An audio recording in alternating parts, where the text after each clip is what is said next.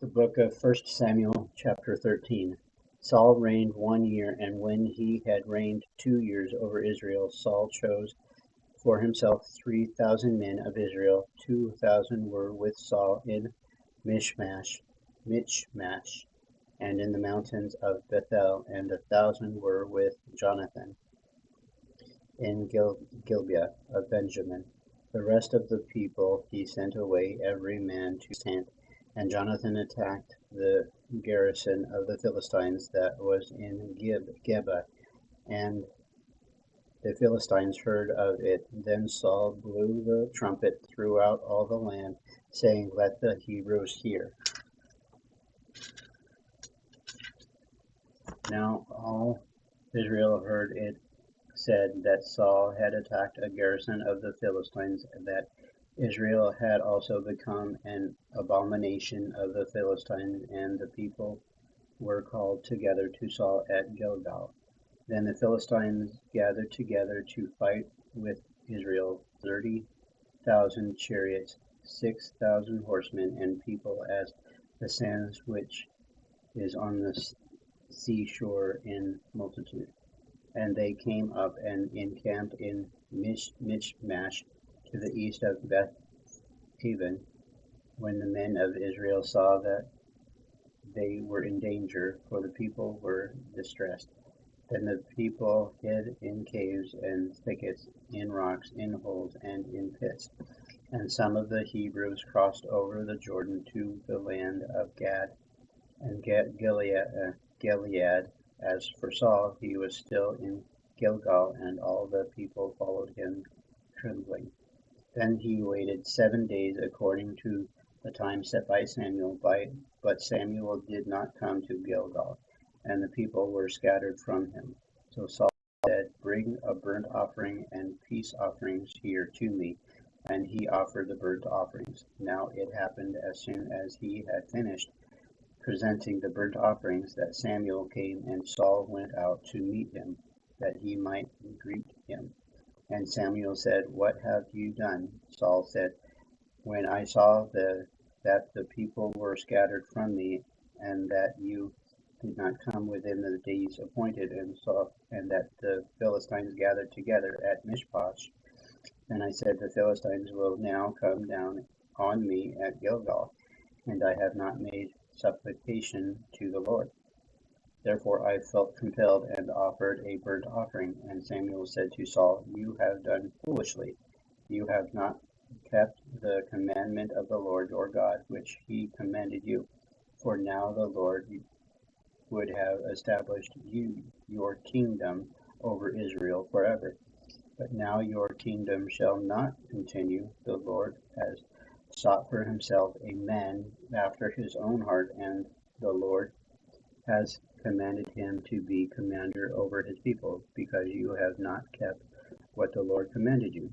Then Samuel arose and went up from Gilgal to Gibeah of Benjamin, and Saul numbered the people present with him about 600 men. Saul, Jonathan his son, and the people present with them remained in Gibeah of Benjamin, but the Philistines encamped in Michmash. Then raiders came out of the camp of the Philistines in 3 companies. One company turned onto the road to Ophrah, to the land of Shual. Another company turned to the road to Beth Horon, and another company turned to the road of the border that overlooks the valley of Zebulun toward the wilderness. Now there was no blacksmith to be found throughout all the land of Israel, for the Philistines said, "Lest the Hebrews make swords or spears." But all the Israelites would go down to the Philistines to sharpen each man's plowshare, his mattock, his axe, and his sickle. And the charge for sharpening was a pin for the plowshares, the mattocks, the forks, and the axes, and to set the points of the goats. So it came about on the day of battle that there was neither sword nor spear found in the hand of any of the people who were with Saul and Jonathan, but they were found with Saul and Jonathan his son. And the garrison of the Philistines went out to the pass of Michmash.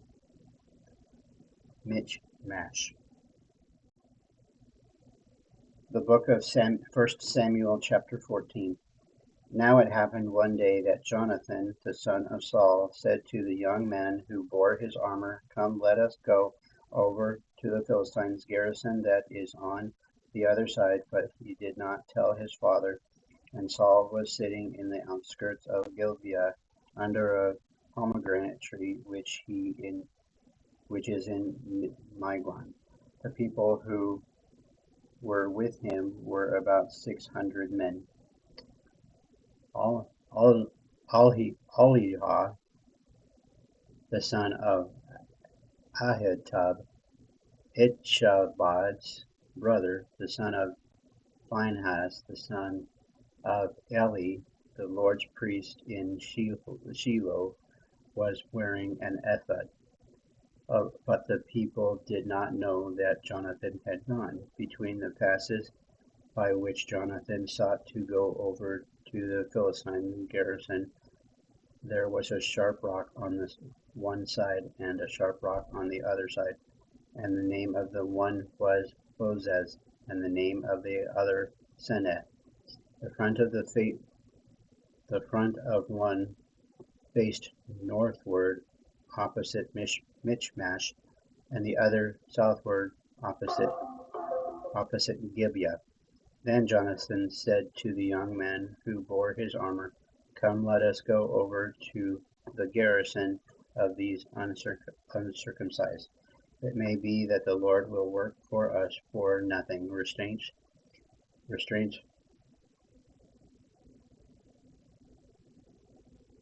1 Samuel chapter 14, verse 6. Then Jonathan said to the young man who bore his armor, "Come, let us go over to the garrison of these uncircumcised. It may be that the Lord will work for us, for nothing restrains the Lord from saving by many or by few." So his armor-bearer said to him, "Do all that is in your heart. Go then, here I am with you, according to your heart." Then Jonathan said, "Very well, let us cross over to these men, and we will show ourselves to them. If they say thus to us, 'Wait until we come to you,' then we will stand still in our place and not go up to them. But if they say thus, 'Come up to us,' then we will go up, for the Lord has delivered them into the hand, and thus will be a sign to us." So both of them showed themselves to the garrison of the Philistines, and the Philistines said, "Look, the Hebrews are coming out of the holes where they have hidden." Then the men of the garrison called to Jonathan and his armor-bearer and said, "Come up to us, and we will show you something." Jonathan said to his armor-bearer, "Come up after me, for the Lord has delivered them into the hand of Israel." And Jonathan climbed up on his hands and knees with his armor-bearer after him, and they fell before Jonathan. And as he came after him, his armor-bearer killed them. That first slaughter which Jonathan and his armor-bearer made was about 20 men within about half an acre of land. And there was trembling in the camp, in the field, and among all the people. The garrison and the raiders also trembled, and the earth quaked, so that it was a very great trembling. Now the watchmen of Saul, Gibeah of Benjamin, looked, and there was the multitude melting away, and they went here and there. Then Saul said to the people who were with him, "Now call the roll and see who has gone before from us. And when they had called the roll, surprisingly, Jonathan and his armor-bearer were not there. And Saul said to Ahijah, Bring the ark of God here, for at the time the ark of the God was with the children of Israel. Now it happened when Saul talked to the priest that the noise which was in the camp of the Philistines continued to increase. So Saul said to the priest, Withdraw your hand. Then Saul and all the people who were with him assembled, and they went to the battle. And indeed every man's sword was against his neighbor, and there was very great confusion. Moreover, the Hebrews who were with the Philistines before that time, who went up with them into the camp from the surrounding country, they also joined the Israelites who were with Saul and Jonathan. Likewise, all the men of Israel who had hidden in the mountains of Ephraim, when they heard that the Philistines had fled, they also followed hard after them in the battle. So the Lord saved Israel that day, and the battle shifted to Beth-aven. And the men of Israel were distressed that day, for Saul had placed the people under oath, saying, Cursed is the man who eats any food until evening, before I have taken vengeance on my enemies. So none of the people tasted food. Now the people of the land came to the forest. There was honey on the ground, and when the people had come into the woods, there was honey dripping, but no one put his hand to his mouth, for the people feared the oath. But Jonathan had not heard his father's charge, the people with the oath. Therefore he stretched out the end of the rod that was in his hand, and dipped it into the honeycomb, and put his hand to his mouth, and his countenance brightened. Then one of the people said, Your father strictly charged the people with an oath, saying, Cursed is the man who eats food this day. And the people were faint. But Jonathan said, My father has troubled the land. Look now how my countenance has brightened, because I tasted a little of this honey. How much better if the people had eaten freely today of the spoil of their enemies, which they found, for now would there not have been a much greater slaughter among the Philistines? Now they had driven back the Philistines that day from Michmash to Ajalon, I don't know. So the people were very faint, and the people rushed to the spoil, and took sheep, oxen, and calves, and slaughtered them on the ground, and the people ate them with the blood. Then they told Saul, saying, Look, the people are sinning against the Lord by eating with the blood. So he said, You have dealt treacherously. Roll a large stone to me this day. Then Saul said, Disperse yourselves among the people, and say to them, Bring me here every man's ox and every man's sheep. Slaughter them here and eat, and do not sin against the Lord by eating with the blood. So every one of the people brought his ox with him that night and slaughtered it there. Then Saul built an altar to the Lord. This was the first altar that he built to the Lord.